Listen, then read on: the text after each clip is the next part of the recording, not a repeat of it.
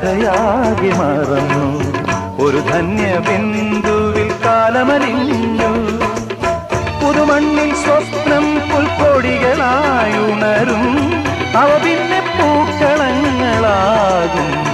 വളർന്നേറും വനമാകും. വളർന്നേറും വനമാകും.